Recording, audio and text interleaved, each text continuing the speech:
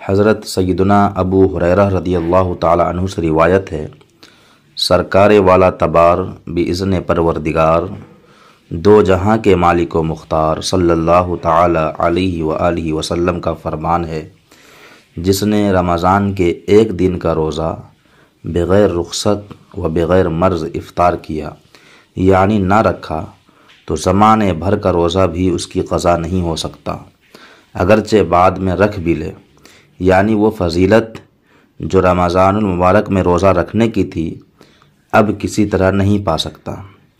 جو لوگ روزہ رکھ کر بغیر کسی صحیح مجبوری کے توڑ ڈالتے ہیں وہ اللہ عز و جل کے قہر و غضب سے خوب ڈریں۔ چنانچہ حضرت سیدنا ابو امامہ باہلی رضی اللہ تعالیٰ عنہ فرماتے ہیں، میں نے سرکار مدینہ صاحب معطر پسینہ صلی اللہ تعالی علیہ وآلہ وسلم کو یہ فرماتے سنا، میں سویا ہوا تھا تو خواب میں دو شخص میرے پاس آئے اور مجھے ایک دشوار گزار پہاڑ پر لے گئے۔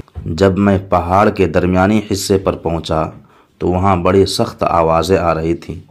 میں نے کہا یہ کیسی آوازیں ہیں؟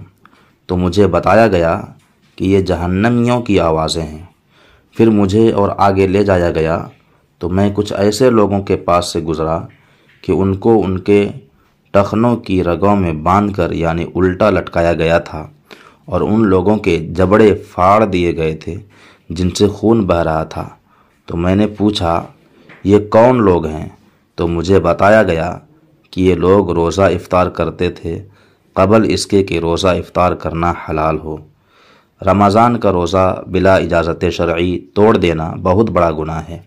وقت سے پہلے افطار کرنے سے مراد یہ ہے کہ روزہ تو رکھ لیا مگر سورج غروب ہونے سے پہلے جان بوجھ کر کسی صحیح مجبوری کے بغیر توڑ ڈالا۔ اس حدیث پاک میں جو عذاب بیان کیا گیا ہے وہ روزہ رکھ کر توڑ دینے کے لیے ہے، اور جو بلا عذر شرعی روزہ رمضان ترک کر دیتا ہے وہ بھی سخت گناہگار اور عذاب نار کا حقدار ہے۔